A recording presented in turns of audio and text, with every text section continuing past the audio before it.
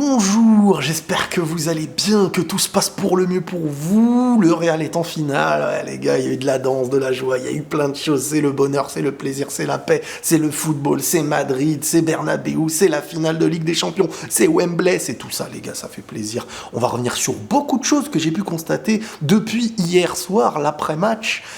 Oh, il y a des choses à dire. Oh.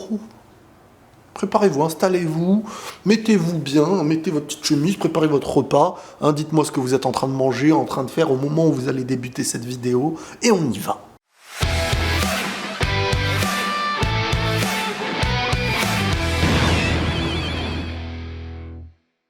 Déjà, dans cette vidéo, les amis, on va revenir sur l'équipe du soir, hier, l'analyse un petit peu qu'il y a pu avoir autour de tout ça, et comme d'habitude, je vais vous dire moi ce que je reproche à tout ça.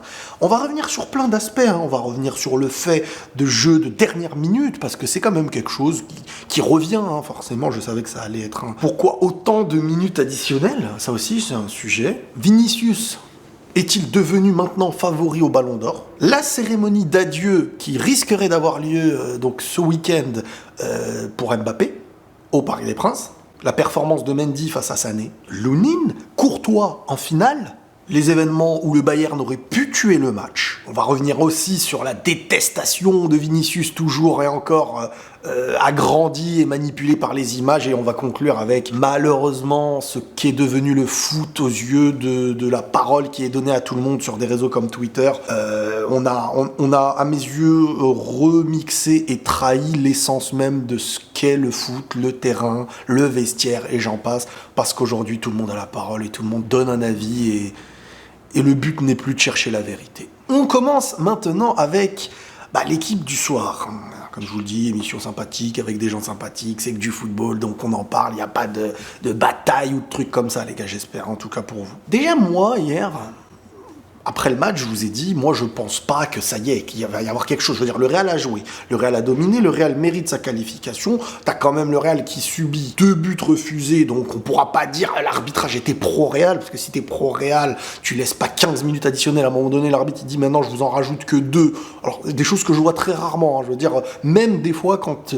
Après le temps additionnel, il y a un remplacement, l'arbitre, il t'en rajoute une, bref, il a dit j'en rajoute 2, il en a rajouté 5, je crois.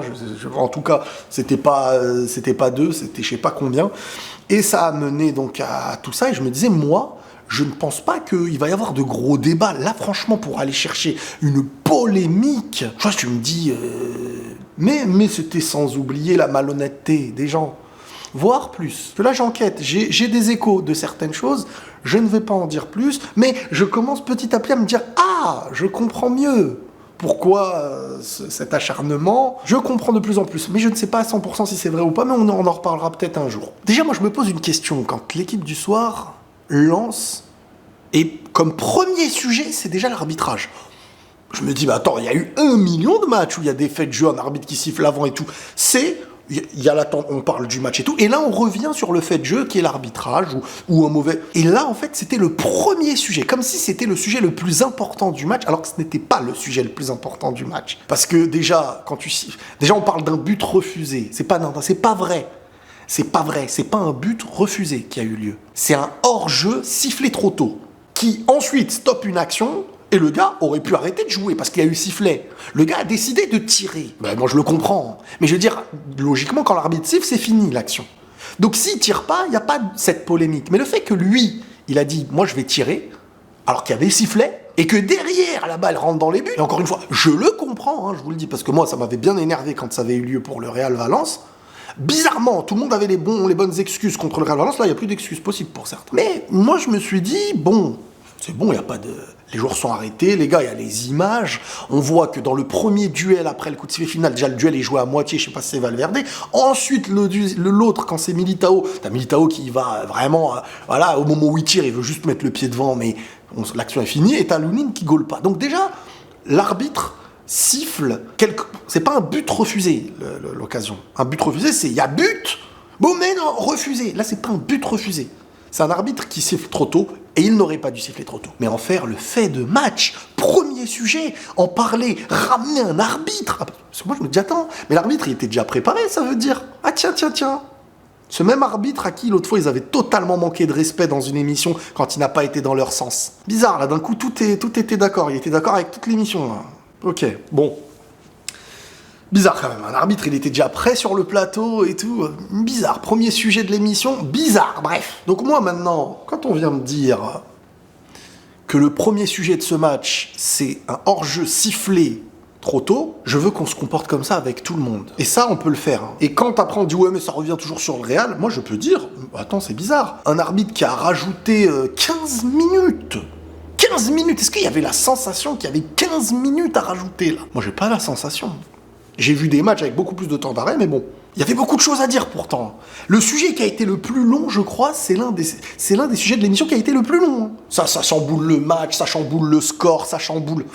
Moi, je peux comprendre la frustration, je viens pas vous dire le contraire.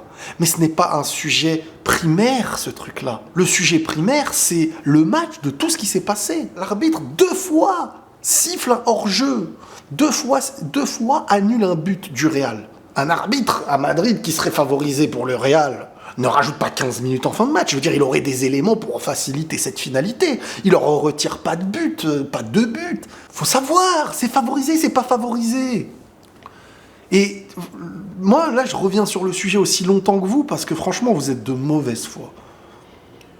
Contre Leipzig, on peut pas dire un truc, ah, Vinicius, détestable, il mérite un rouge, ok. Ensuite, contre City, l'aller, l'émission, qu'est-ce qu'elle vient dire? Match moyen, on n'a pas vu un gros match. Bah oui, c'est normal, le Real a égalisé à la fin contre City. Mais tout le monde attendait que City, à la fin, au retour, fasse, ah bah non, enfin, oh, braquage. Ouais, t'as quand même mis 4 buts hein, à City. Hein. T'as mis 4 buts à City. Bon, bref, tu te dis, bon, vas-y, c'est de la chance, ok. Le Real ne propose pas de foot et tout. Bayern, match aller. Ouah, le Real, c'est pas notre football. Vinicius, le match aller. Par 2-3 actions. Et le match retour. Et là, tu te dis, ça y est. Eh ben non, on va parler un peu d'arbitrage. Ok, d'accord, bon.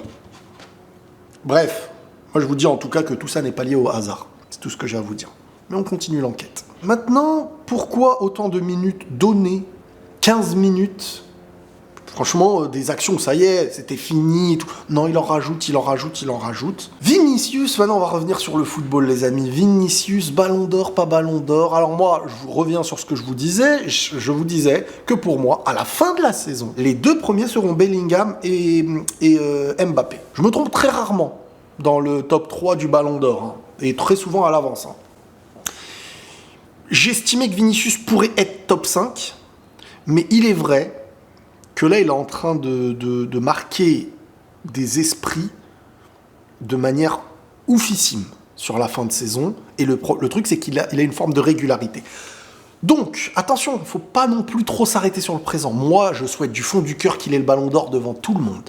Devant Mbappé, devant Bellingham. Actuellement, Vini, c'est mon joueur numéro 1 préféré. Je lui souhaite fortement le ballon d'or. Et là, si le ballon d'or se donnait tout de suite, c'est lui qui l'aurait. Mais attention, parce que ce qu'on analyse tout de suite sera du passé après l'Euro. Cristiano Ronaldo, quand il met son retourné contre la Juve, on se dit tous, mais waouh, il met ce retourné contre la Juve, il gagne la Ligue des Champions derrière.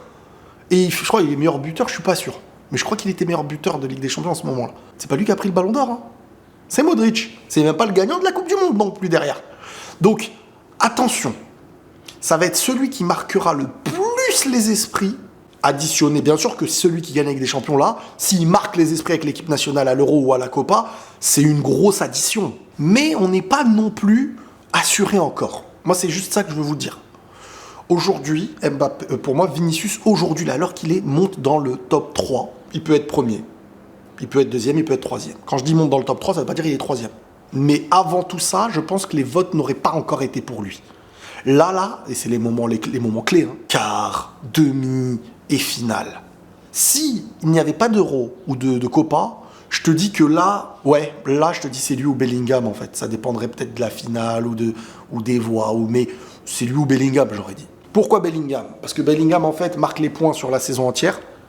Là où Vini a eu beaucoup de blessures, Vini marque les points dans les moments très clés de la plus grosse compétition. Mais derrière, les gars, il y a une Copa et il y a l'Euro. Et ça marque aussi... j'ai presque envie de dire, malheureusement, que moi j'aimerais bien que ça s'arrête maintenant et que Vini prend un ballon d'or.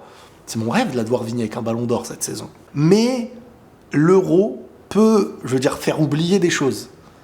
Maintenant, à Vinicius, avec la Copa, franchement, il y a les possibilités. Qui peut arrêter le Brésil à part l'Argentine? Bien sûr, il y a d'autres équipes, mais globalement, tu dois être supérieur à l'Argentine et être régulier. Et le Brésil, ils peuvent prendre la Copa. Et là, si c'est pas Bellingham et si c'est pas Mbappé qui gagne l'Euro, ouais, là, tu donnes à Vini. Et c'est pas volé, c'est mérité, en plus de sa régularité sur les dernières années qui marqueront des points. Donc oui, Vinicius, là, au moment où je vous parle, Vinicius montre que oui, sans aucun doute, il est dans le top 1 mondial. Parce que ce qu'il fait, c'est du top 1 mondial. La cérémonie d'adieu de Mbappé, qui pourrait avoir lieu ce week-end. J'ai rigolé un petit peu sur Twitter, j'avais écrit de manière un peu ironique. J'espère beaucoup d'amour et pas d'ingratitude, les amis. Et bon, je me suis fait insulter par... Je pensais pas que ça allait faire autant de vues, hein. Parce que la cérémonie d'adieu de Kylian Mbappé au PSG devrait avoir lieu ce dimanche au Parc des Princes, annonce l'équipe et le Parisien. Je sais pas s'ils vont le faire ou pas, je vais pas vous mentir, je sais pas. Je suis pas certain de cette info. Le timing, compliqué, à part si vraiment dans le public, il y a que ceux qui aiment Mbappé, mais le timing est pas bon. Moi, je vais pas vous mentir, ça me fait un peu de la peine parce que ça me fait penser un petit peu, à Gareth Bale. Sur la fin, au Real, il y a eu beaucoup d'ingratitude envers lui. Moi, j'ai voulu essayer de me rappeler de ce qu'il avait fait. Et je pense que Mbappé a fait beaucoup sportivement au PSG. Je pense qu'il y a une propagande qui a eu lieu depuis quelques temps dans l'idée de vouloir détester. Regardez, machin, il veut s'en aller et tout, au lieu de taper. Parce que moi, en fait, si tu veux détester Mbappé aujourd'hui, moi, ça me donne pas... Ouais, je m'en fiche, moi. Mais si tu veux le détester aujourd'hui, il fallait le détester dès qu'il a prolongé. Pourtant, dès qu'il a prolongé, tout le monde l'applaudissait. Tout le monde l'applaudissait. Vous allez me dire, vous n'étiez pas au courant que c'était pour l'argent à ce moment-là. Que c'était une histoire de... Genre, à ce moment-là, vous pensiez que c'était une histoire de projet sportif. Moi, quand je vous en parlais... Parce que Mbappé, je vais revenir sur plein d'aspects. C'est un joueur que je peux apprécier pour plein de raisons. C'est un joueur aussi à qui j'ai dit publiquement que tu n'auras pas le beurre et l'argent du beurre. Il y avait une porte d'ouverture pour le Real que tu ne retrouveras pas. Certes, il peut aller au Real, mais la retrouver comme à l'époque, ce n'est pas la même porte. Peut-être qu'il va devoir travailler 10 fois plus et il retrouvera des choses derrière. Mais ce n'est plus du tout la même porte. Et ça, c'est un sujet. Mais quand je disais ces choses-là avant, Riles, t'es un haineux, Riles, t'as juste le seum, la clim, il vous a mis la clim, alors, le train, le machin, le truc. Il n'y avait pas de détestation d'Mbappé à ce moment-là. Pourtant, 1 an avant, il annonce vouloir aller au Real. Et vous, les premiers, dites non, faut le garder. On ne sait jamais, on peut peut-être le prolonger. Un joueur qui demandait à partir. Et maintenant, et ça je le savais, et je vous l'avais annoncé, ceux qui ont des extraits, franchement, ça me ferait énormément plaisir, d'aller chercher mes vidéos de l'époque 2021, quand j'annonçais qu'avec le PSG, vous verrez qu'à la fin de son histoire, ça ne finira jamais bien, qu'il y aura de la détestation, qu'il va y avoir de la propagande pour l'exterminer. Et on en arrive aujourd'hui à se dire que le meilleur buteur de cette histoire, qui a quand même fait rêver le club. J'ai des souvenirs contre le Barça, j'ai des souvenirs contre le Real, j'ai des souvenirs contre le Bayern, et en Ligue 1, on n'en parle pas, il a marché dessus. Donc oui, toutes ces polémiques qui avant étaient mises de côté, voire mises en avant et appréciées par certains, dans l'esprit que au final, il a peut-être raison de mettre la pression au PSG parce qu'il veut une équipe compétitive, il en a marre de ça, mais nous, ça nous rend service. C'était le discours des gens. Le fait de l'avoir prolongé suffisait pour être content. Quand aujourd'hui, le même Kylian d'avant, qui faisait les mêmes polémiques avant, comme certains vont le perdre, il se cache sur les moins bonnes performances pour se dire « il n'a jamais rien apporté », etc. Au point où quand tu dis « j'espère beaucoup d'amour et pas d'ingratitude », je n'insulte personne, je le dis de manière même ironique. T'as des gens qui viennent t'insulter. Ne te mêle pas de notre club, mais c'est du foot. Je parle de ton club, parle du mien. C'est pas comme si je suis venu, j'ai toqué chez toi, j'ai dit je fais partie de ta famille, donne-moi à manger. Vous êtes devenus zinzin.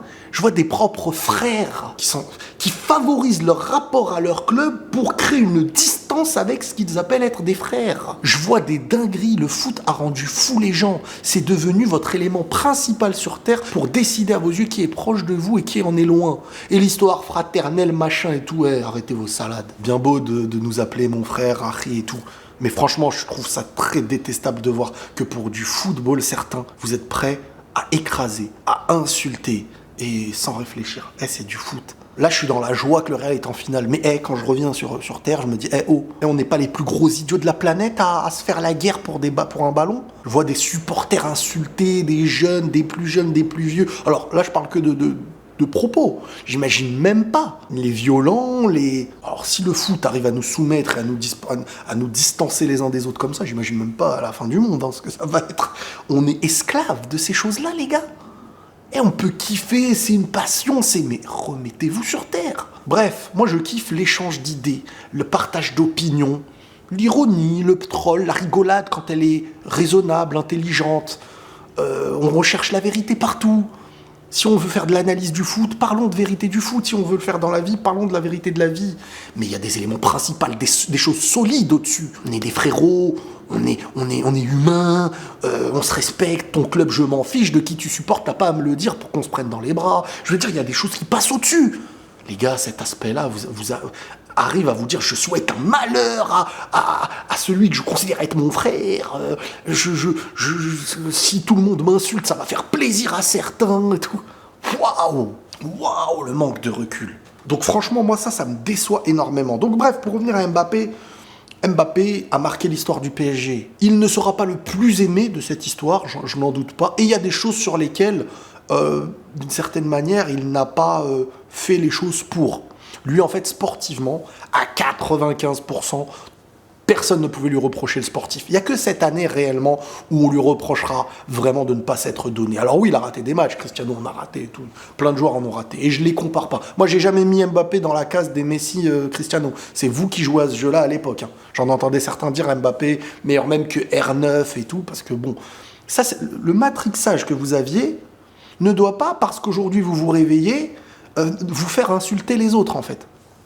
Donc moi, ce que je veux dire, c'est que oui, Mbappé, pour moi, le contexte est mauvais actuellement, donc ça va être compliqué d'être dans l'amour du joueur. Mais je pense que oui, il a fait des bonnes choses, et que si vous êtes amené à détester Mbappé, il va falloir être amené à détester Nasser et les Qataris. Parce que ce qu'ils ont fait en mettant le club sur pause, en otage avec Mbappé, je ne sais pas si vous avez tous les éléments, mais dans ce cas-là, c'est eux aussi qu'il faut insulter. Ou les deux. Mais un seul des deux, moi je trouve que c'est un peu le parti pris qui arrange et une propagande qui est suivie un petit peu aveuglément. Ça, encore une fois, ce n'est que mon avis. Donc moi, si je vois que lors de la cérémonie, genre tout le stade le hue, ça me ferait de la peine. Après, moi je m'en fiche, c'est le joueur du PSG aujourd'hui. Mais ça me ferait de la peine parce que je trouverais qu'il y aurait une petite part d'ingratitude. Parce qu'avant, ça dérangeait pas les gens, toutes ces histoires. Ça dérangeait pas, tant qu'il est fort, machin, truc, Mbappé, truc. Et tout ça n'existe plus aux yeux de certains. Parce qu'en fait, sur la fin, il y a eu des problèmes. Je sais pas. Certains me disent l'argument, ouais, mais partir libre. Non, il part pas libre, ça va laisser de l'argent. Mais imaginons même il part libre, ça ne vous dérangeait pas en 2021 quand le PSG n'a pas écouté l'offre du Real. Il pouvait partir libre. Vous ne l'avez pas détesté sur l'année. Donc c'est quoi la cohérence ? Moi, j'arrive pas à comprendre. Vraiment, j'arrive pas à comprendre. Donc, moi, je suis quelqu'un, je me fais pas engrainer par les propagandes, du moins j'essaye. Je le prévoyais, ce truc-là, depuis très longtemps. Au présent, je sais que là, il va se faire marbrer. Mais au fond, beaucoup auraient malgré tout aimé. Là, le moment présent ne vous fera croire que non, mais que s'il continue à prolonger, ça aurait été la fête pour certains. Bref, je vois pas de cohérence dans le truc. Mais moi, en tout cas, mon tweet que j'avais mis, c'était un peu de la rigolade. Quand je dis un peu d'amour, c'était en gros le contexte. On sait que c'est pas le meilleur contexte. Et moi, je rajoutais une petite part d'ironie. Mendy qui a éteint Sané, les gars. Leroy Sané, le roi Sané. Au match aller, on a un Mendy qui a subi, qui a souffert, et ça m'a étonné. Mendy, c'est pas le gars à se faire éliminer comme ça. C'est un gars défensivement qui, à son poste, est le meilleur du monde. Au passage, est-ce que vous vous rappelez, en space, et en dehors d'un space aussi, j'en avais parlé, j'avais exprimé que même si Alphonso Davies venait, je ne le vois pas sauter Mendy comme ça aussi facilement. Et ça, je ne vous l'ai pas dit en attendant qu'il ait la forme actuelle, Mendy. Je vous l'ai dit même avant. Beaucoup de gens me disaient, mais des grands MDR. Aujourd'hui, il y a plein de gens carrément qui en arrivent à dire maintenant, on veut pas Davis, on veut garder Mendy. Le Sharingan, les gars. Encore une fois, vous attendez les moments de l'après pour dire, oui, mais non, mais on sait ça, on sait. Mendy, je vous dis, ça va être dur, tant qu'il n'est pas blessé ou qu'il n'y a pas de problème, hors foot, de le sauter comme ça facilement. Il apporte un équilibre qui n'a pas besoin d'être un joueur offensif ou qui dédouble forcément quand t'as Vinicius et que t'auras Mbappé, Bellingham, Rodrigo devant. C'est un autre style de défenseur latéral gauche, quoi. C'est vraiment un défenseur gauche-gauche, quoi. Avant d'être un ailier qui monte, qui revient, qui... Moi, je le vois plus comme ça. Et franchement, on sous-estime pas ce qui se passe. Mais regardez le match aller. Quand Sané, il passe à droite. Voilà. Là, tu sens le danger. Mais quand il est à son niveau, et là, il m'a montré qu'il a mangé Sané sur les premières interventions, parce qu'il faut... Les joueurs comme Sané et tout, faut pas les laisser se retourner. Les joueurs techniques qui ont de l'explosivité, faut les coller. Un peu comme Araujo, ce qu'il faisait avec Vini à certains moments, quand ça passait. Alors, des fois, c'était à la limite de la faute, tout comme hier. Des fois, à la limite de la faute et tout. Mais t'es obligé. Si tu les laisses se retourner, prendre un peu d'espace, ils te tuent. Un pas d'écart, ça peut te tuer sur une feinte de corps. Donc, ce que Mendy a fait hier contre Sané, il l'a éteint, il l'a sorti de son match. On n'a pas vu aussi un immense Musiala, même si à 1-0 pour le Bayern, Musiala, il peut être la passe décisive et il peut tuer derrière les joueurs comme ça, c'est des détails près. Musiala, je le trouve quand même bien plus important au Bayern qu'un Sané. Lounine ou Courtois pour la finale? Alors, je pars dans l'esprit que si ce n'était pas Dortmund, avec tout le respect que j'ai pour Dortmund, tu restes favori. Hein. Mais si ce n'était pas Dortmund, si c'était City, le Bayern, en finale, je pense qu'ils auraient mis Courtois. Là, je pense qu'il va y avoir une réflexion en se disant, franchement, il y a peut-être moyen de mettre Lounine. Mais est-ce qu'ils veulent pas se mettre tout dans toutes les armes dans leur poche en se disant, Courtois aussi, ça peut faire flipper les attaquants d'en face un peu plus et prendre une... Honnêtement, Lounine, il a tout fait. Moi, je laisse Lounine sur la finale. Alors, peut-être qu'il y a le cœur, il y a l'émotion. Courtois, faut voir, il reste combien de matchs avant 3 ou 4 matchs avant la finale 3 matchs peut-être avant la finale en championnat, ils vont faire jouer Courtois. Il va y avoir une longue réflexion, je pense. Si Courtois il fait des matchs de psychopathe, tout le truc, il y a de fortes chances qu'il mette Courtois. Si c'est normal, tu peux Lounine contre Dortmund. Et ce qui ne veut pas dire qu'on sous-estime Dortmund, parce qu'une finale, il faut faire très très attention. Pas un match de groupe, c'est pas un 8e, c'est une finale, et là, tu auras des gars qui vont donner toute leur vie. C'est comme en Coupe du Monde, tu affrontes des équipes qui donnent ce qu'ils ne donnent jamais autant, habituellement. Donc, moi, je mets Lounine sur le présent-présent. Parce que t'es pas non plus en train de te dire que tu joues le Bayern ou City. Où t'es obligé à 100%, tu peux te permettre de garder ton gardien qui t'a fait du bien, qui t'a sauvé, qui t'a... sur cette finale. Moi, je pense qu'il y a moyen. Le Bayern pouvait tuer le match. Oui, le Bayern pouvait tuer le match. À 1-0, but contre le cours de jeu, certains appellent ça un braquage. J'aime pas ces termes-là. Braquage, à un moment donné, les gars, on a donné trop de termes comme si... non, le Bayern défendait et savait qu'il devait exploiter les contres. Et quand ils exploitent un contre et qu'il y a but sur un choix de Tourelle de faire entrer Davis à tel poste qui fait une différence et tout, c'est pas du braquage. Le braquage, c'est t'arrives dans un endroit, bam, je te vole et c'est fini. C'est, je sais pas, c'est tu tues une équipe, il y a un centre, il y a une tête de dernière seconde, et c'est la seule chose, t'as eu 30 poteaux, t'as eu... Eh oh, c'est le Bayern, match aller, ils t'ont dominé, ils ont marqué, t'as égalisé à la fin, là maintenant c'était un peu l'inverse, t'as dominé, c'est eux qui ont exploité le contre, ils ont eu d'autres occasions qui auraient pu être des buts, c'est pas du braquage. Une équipe qui défend, ce n'est pas une équipe qui, quand elle marque, eh ben, ça veut dire que c'est de la chance. À la boxe, quand t'encaisses pas les coups parce que tu te protèges, c'est pas que tu vas perdre. Moi, les gars, à un moment donné, je vous jure que des fois, ça me fatigue de voir des analyses qui sont basées sur je ne sais quoi. Qu'est-ce que vous allez dire à un coach qui a fait rentrer un joueur? Ce joueur, il avait des consignes, il a respecté sa consigne, l'équipe défendait pour mieux contre-attaquer, l'équipe a bien défendu, l'équipe a contre-attaqué, le joueur qui est rentré par le coach a marqué, et on va dire c'est de la chance, c'est pas réfléchi, il n'y a pas de jeu. Non, c'est pas de la chance et c'est pas du braquage. Leur but a été mis, comme le Real parfois marque des buts, et c'est le football qui demande ça. Tu sais que tu dois défendre pour exploiter des autres détails. Ils l'ont exploité, ils ont marqué, c'est le foot. C'est le talent, c'est d'avoir tel joueur à tel poste, c'est le coach qui l'a mis à tel moment. Le coach aurait pu ne pas le mettre plus haut et se dire je le laisse derrière, je fais rentrer un autre. Non, c'est pas du vol, c'est pas quoi que ce soit. Et j'étais énervé pourtant. Mais c'est le foot, c'est comme ça. Et après ça, le Bayern là peut s'en vouloir par contre. Parce que autant si le Bayern gagne, les gens vont dire c'est un braquage, mais autant le Bayern, quand ils mènent au score, ils peuvent mener 2-0, sans que ce soit un vol. Tout comme, bien sûr, le Real pouvait mener très vite avec Vinicius, les parades de Neuer. Et on va revenir, tiens, sur Neuer, je ne l'ai pas mis au sommaire. Mais Neuer, on va y revenir, tiens, juste maintenant même. Donc oui, le Bayern pouvait tuer le match.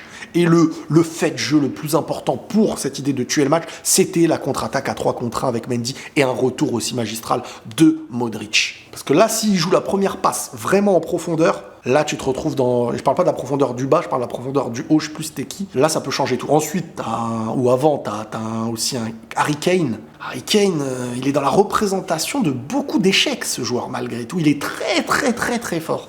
Vraiment excellent joueur. Monstrueux même. Mais, purée, il attire pas la gagne, hein. C'est bizarre. Donc, maintenant, Neuer aussi, les gars. Neuer, il est incroyable, ce gardien.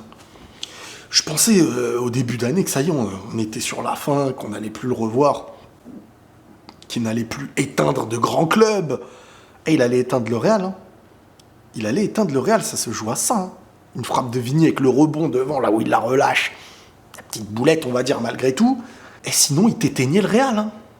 Comme il avait éteint le Real de Mourinho, comme il avait fait du sale en Coupe du Monde, comme il a fait mal à Messi en Coupe du Monde, il a fait mal à Cristiano contre le Real, même si Cristiano s'est vengé, Messi s'est vengé, bref. Mais je veux dire, c'est un joueur qui a quand même, dans son palmarès, l'idée d'avoir sorti l'Argentine en finale de Messi, qui est un Messi assez prime. Ensuite, séance de pénalty contre le Real de Mourinho, très dominateur et très bon. Il stoppe le pénalty de Cristiano, de Kaka, et t'as Ramos qui envoie le ballon sur la Lune. Là, contre l'Algérie en Coupe du Monde, il m'a écœuré. Là, sur ce match-là, il était à 2 doigts de nous faire encore de... Ah, Neuer, les gars, meilleur goal de l'histoire. Moi, ça, je vous le dis sans aucun problème. À son prime, meilleur goal de l'histoire. Je n'ai jamais vu un goal qui impose quelque chose d'autant. Pourtant, j'en ai vu des goals. Hein. Ah, j'ai vu des Buffon, j'ai vu des Casillas, j'ai vu des Oliver Kahn, j'ai vu des goals incroyables. Aucun ne m'a imposé une prestance dans ses cages qui dépasse. C'est un goal Olivier Tom, ce gars. C'est un goal Olivier Tom, c'est pas un goal où il fait que des arrêts. Dans sa zone, il est trop fort, il dégage quelque chose que je n'ai jamais vu. Maintenant, on va parler de Twitter, de Vinicius, la détestation. Je tombe sur des vidéos où Vinicius, il prend le ballon. C'est ridicule, mais je suis obligé, les gars, d'en parler de ces choses-là. Je vous jure, des fois, je vois des pages qui se consacrent au foot et tout, je me dis c'est bien et tout. Mais... En fait... J'ai l'impression que des gens découvrent le foot aujourd'hui. Je vous jure. Mais il y en a qui le découvrent en vrai. Il y a des gens qui découvrent le foot avec moi. Il y a des gens qui découvrent le foot avec d'autres youtubeurs. Il y a des gens qui découvrent le foot sur des pages. Il y a des gens, en fait, et Internet, le fait d'avoir les réseaux sociaux donne la parole à tout le monde. Il suffit que moi, j'ouvre une page, 100% Real, elle va s'appeler, imaginons. Et je n'ai jamais joué au foot, imaginons. Je n'ai jamais côtoyé le ballon. Je sais même pas c'est quoi un 1-2, je sais même pas à quel moment le foot me demande de temporiser ou pas. Je sais pas c'est quoi une défense, je sais pas c'est quoi un milieu, je sais pas c'est quoi un équilibre sur le terrain. Je sais pas c'est quoi la provocation qui existe dans un match. Je me confronte à rien. Et en fait, dès que je regarde un match, je le regarde comme un film en fait. Ou comme si comme si c'était une télé-réalité. Elle est méchante, je vais voter contre elle. Oh, confessionnal, love story, ou machin, la voix... Ah, j'ai pas aimé son comportement. Mais ça, en fait, il y a un cheminement. Je veux dire, le football existe depuis le foot amateur, les jeunes, voire très très tôt, avant même d'être amateur, c'est quand tu joues dans la rue et tu fais des matchs sous haute intensité des fois, avec des mecs qui veulent rentrer dans ta tête. Donc imaginez ensuite l'étape amateur, club de quartier. Ensuite, tu passes par des divisions. Ensuite, tu passes par le professionnel. Ensuite, division 1. Ensuite... club européen, ensuite Real Madrid, ensuite Ligue des Champions. Et t'as des gars à ce niveau-là, là, qui arrivent encore à sélectionner des séquences de joueurs qui gagnent du temps sur une touche. Vinicius, l'exemple, on veut lui rendre la balle, il la laisse tomber, machin. Quand le Bayern avant gagne du temps d'une autre manière, ça gênait pas certains. Et là, Vinicius, en fait, agit d'une manière, mais qui est connue dans le foot, il a rien inventé, hein, je veux dire. Et voilà, et des mecs, et c'est ça qui me dérange, des gens qui ne connaissent pas le foot. Je suis désolé, je déteste, ça fait arrogant de parler comme ça.